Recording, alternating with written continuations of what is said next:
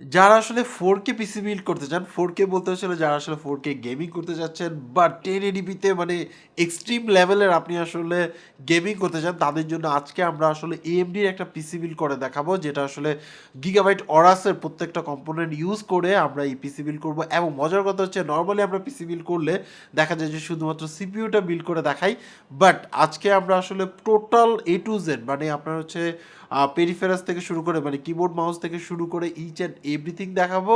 So ভিডিওটি শুরু করার আগে আপনি যদি আমার এই চ্যানেলে নতুন দর্শক হয়ে থাকেন তাহলে অবশ্যই সাবস্ক্রাইব করবেন, আর অলরেডি যদি সাবস্ক্রাইব করে থাকেন তাহলে thank you so much.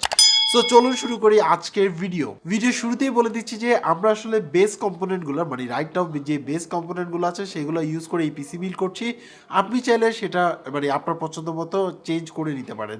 So আমাদের মতে এই যে কম্পোনেন্টগুলো আছে সেগুলো বেস কম্পোনেন্ট। এবং মজার কথা হচ্ছে যে এই পিসি বিল্ডে নর্মালি আমরা পিসি বিল্ড করলে কিন্তু আপনার দেখা যায় যে হয় শুধুমাত্র সিপিইউটা বিল্ড করে দেখাই, বাট এটার ক্ষেত্রে আমরা আসলে পুরোপুরি পেরিফেরাস থেকে শুরু করে মনিটর থেকে শুরু করে ইচ অ্যান্ড এভরিথিং দেখাবো।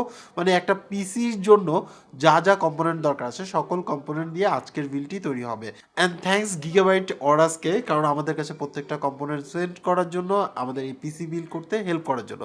সো আমাদের আজকের বিল্ডে আমরা প্রসেসর হিসেবে ইউজ করেছি রাইজেন 5 আপনার হচ্ছে 5600X, যেটা 5000 সিরিজের আর লেটেস্ট প্রসেসর বলা যায়। এর মধ্যে আপনি পাবেন হচ্ছে 6 কোর এবং হচ্ছে 12 থ্রেডের প্রসেসর। এর যে বেস ক্লক আছে সেটা হচ্ছে 3.7, এবং এর যে বুস্ট ক্লক আছে মানে আপনি যদি ওভারক্লকিং করে তাহলে সেক্ষেত্রে হচ্ছে 4.6। সো বুঝতেই পারছেন একটা বিস টাইপের আপনার হচ্ছে প্রসেসর বলা যায়। সো এই ক্ষেত্রে আপনি আসলে এডিটিংও করতে পারবেন, মানে আপনি যদি চান যে আপনি ক্রিয়েটিভিটির কোনো কাজ করবেন সেটাও পসিবল। গেমিং করার জন্য তো আসলে পারফেক্ট একটা প্রসেসর বলা যায়, বিকজ অফ হচ্ছে গেমিংয়ের সময় কিন্তু বেশিটা প্রেশার যায় হচ্ছে আপনার জিপিউর উপরে। একটু পরেই আসতেছে আমরা আসলে কোন জিপিইউ সিলেক্ট করেছি সেটা ক্ষেত্রে, বাট প্রসেসর হিসেবে আমরা নিয়েছি হচ্ছে 5600X। আমার কাছে মনে হয়েছে যে আমাদের যে বিল্ড সেই বিল্ড অনুসারে এটা পারফেক্ট। সো এবার আসে হচ্ছে মাদারবোর্ডের ক্ষেত্রে আমরা আসলে কিপটামি করি নেই, সেটা হচ্ছে আপনার গিগাবাইটের অরাস B550 অরাস মাস্টার যে মাদারবোর্ডটা আছে সেটা। অ্যাকচুয়ালি এই মাদারবোর্ডটা সিলেক্ট করার পিছনের কারণ হচ্ছে একে তো এটা ফিচার প্রুফ একটা মাদারবোর্ড, দ্বিতীয়ত হচ্ছে এর যে VRAM আছে সেটা কিন্তু স্ট্রং এনাফ। আপনি যদি ওভারক্লকিং করেন তাহলে সেই ক্ষেত্রে আপনাকে একটা ভালো সাপোর্ট দিবে। এছাড়াও দেখা গেছে যে লেটেস্ট ভার্সনে আপনার ওয়াইফাই 6 ইনেবল। এছাড়াও আপনি এর মধ্যে তিনটে NVMe ইউজ করতে পারবেন। এছাড়াও আপনার দেখা গেল যে মানে ওভারঅল যদি বলতে চাই তাহলে সেক্ষেত্রে অডিও কোয়ালিটির কথা যদি বলতে চাই, আপনি যদি আসলে কন্টেন্ট ক্রিয়েটর হয়ে থাকেন বা স্ট্রিমিং করে থাকেন তাহলে সেই ক্ষেত্রে আরও একটা মানে আপনাকে এক ধাপ এগিয়ে দিবে এই মাদারবোর্ডটি। এবং আপনার প্রত্যেকটা কম্পোনেন্টই কিন্তু এই মাদারবোর্ডের উপর মানে মাদারবোর্ডের সাথে কানেক্টেড থাকে। এছাড়াও এর মধ্যে PCIe আপনার হচ্ছে 4 সাপোর্টেড মানে Gen 4 সাপোর্টেড। সো বুঝতেই পারছেন যে নতুন যে লেটেস্ট আপনার হচ্ছে SSD-গুলো আছে সেগুলো ইউজ করতে পারবেন। এবং আমাদের যে গ্রাফিক্স কার্ড আছে সেটাকেও মোটামুটি ভালোভাবেই, মোটামুটি না আসলে ফার্স্ট ক্লাসলি এটা হ্যান্ডেল করতে পারবে।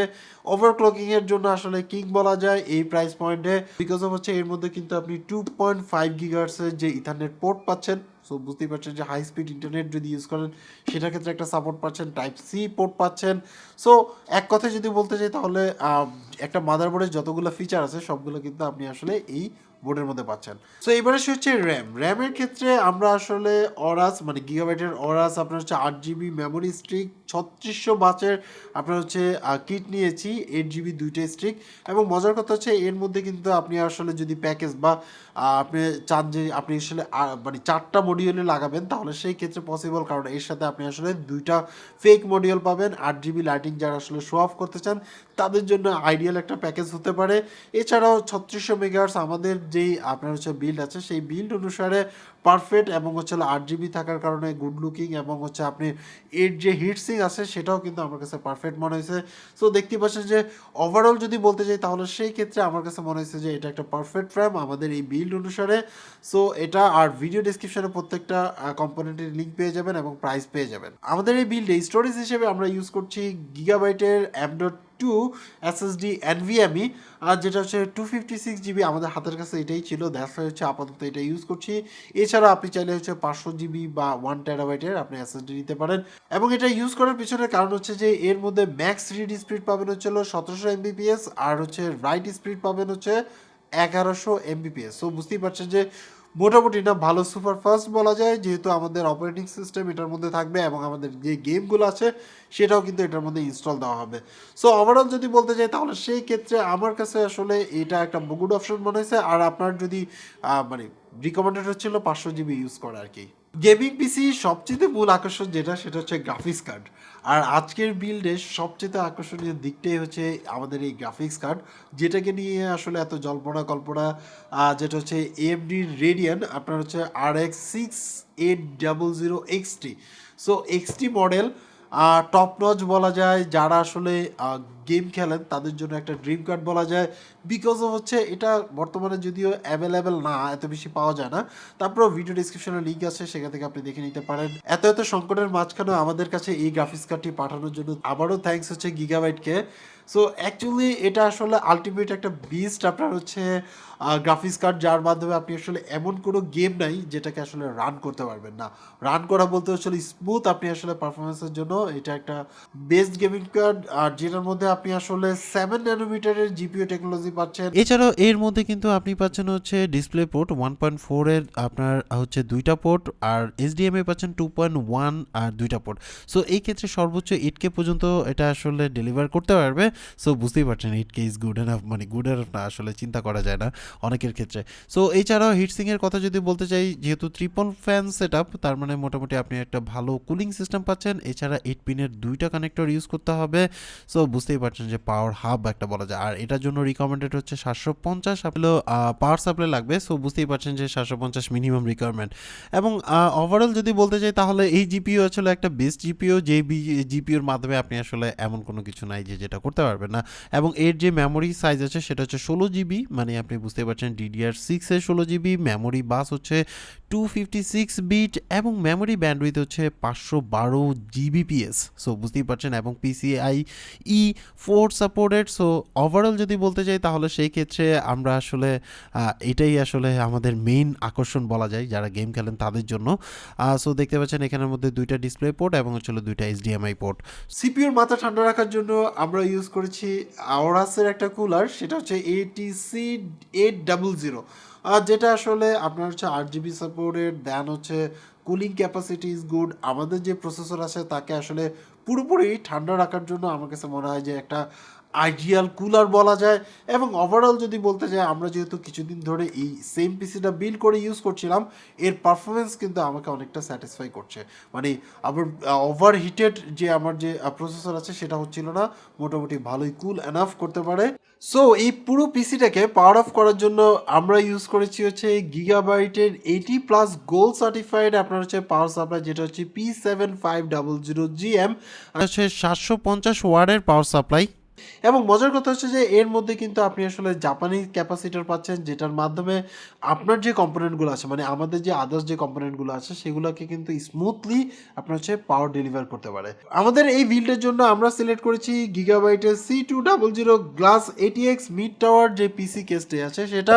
অ্যাকচুয়ালি আমাদের যে কম্পোনেন্টগুলো আছে সেই কম্পোনেন্টগুলো এই আপনার হচ্ছে যে কেস আছে সেই কেসের মধ্যে কিন্তু অনায়াসে ফিট হয়ে যাবে। এবং যারা আসলে ক্লাসিক লুকের কেস পছন্দ করেন তারা আসলে এই কেসটি দেখতে পারেন। আমার কাছে অনেকটা ইমপ্রেসিভ মনে হয়েছে। এর মধ্যে আপনি 8 GB পাচ্ছেন, বাট ওভারঅল যদি চিন্তা করতে চাই ক্লাসিক একটা গুড লুক পাওয়া যায় এই কেস থেকে। কিবোর্ড হিসেবে ইউজ করেছি অরাসের K9 অপটিক্যাল যে কিবোর্ড আছে সেটা। এবং মজার কথা হচ্ছে এর মধ্যে কিন্তু আপনি আসলে এক্সট্রা 9 পিস আপনার হচ্ছে কি পাবেন, এবং আপনি আসলে এর মধ্যে 8 GB যে ফিচার আছে অরাসের বা আপনার যদি গিগাবাইটের বলি সেটা, সেই ক্ষেত্রে আপনি আসলে 8 GB কন্ট্রোল করতে পারবেন, কাস্টমাইজ করতে পারবেন, এবং গুড লুকিং একটা কিবোর্ড বলা যায়। কি ট্রাভেলের কথা বলেন বা দেখা গেছে অল ইন ওভারঅল যদি বলতে চাই তাহলে সেই ক্ষেত্রে অপটিক্যাল কিবোর্ড হিসেবে আমার কাছে একটা পারফেক্ট মনে হয়েছে। মাউস হিসেবে আমরা ইউজ করেছি হচ্ছে অরাসের M4।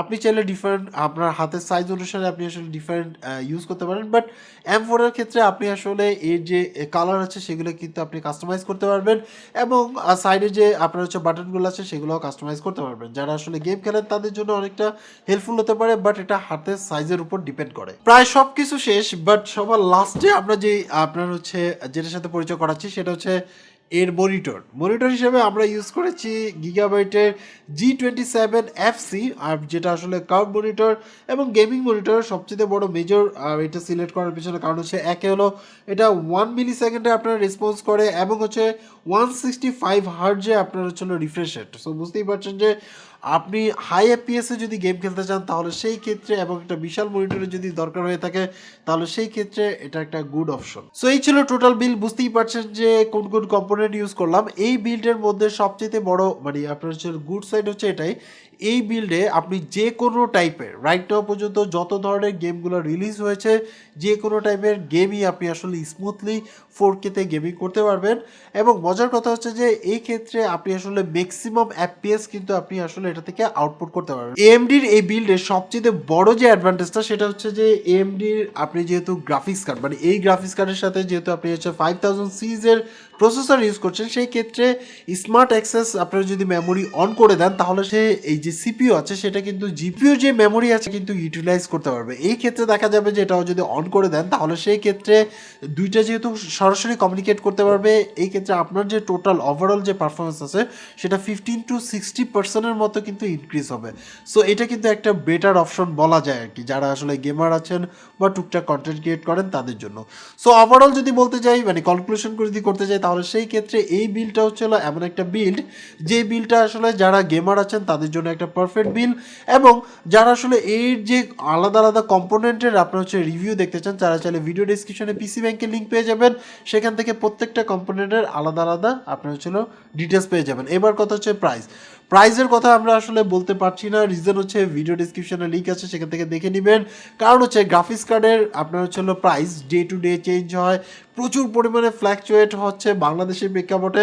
সো প্রত্যেকটার মডেল নাম্বার আমরা ভিডিও ডিসক্রিপশনে দিয়ে দিচ্ছি, আপনি চাইলে সেটা দিয়ে সার্চ দিয়ে কারেন্ট যে প্রাইসটা আছে সেটা দেখে নিতে পারবেন। সো আজকে এই পর্যন্ত। অ্যাকচুয়ালি আপনার কাছে এই আমাদের এই নতুন বিলটা কেমন লাগছে সেটা অবশ্যই কমেন্টস করে জানাবেন, এবং আপনি আসলে এই টাইপের বিল দেখতে চান কিনা সেটা অবশ্যই কমেন্টস করে জানাবেন। সবাই ভালো থাকবেন, আল্লাহ হাফেজ।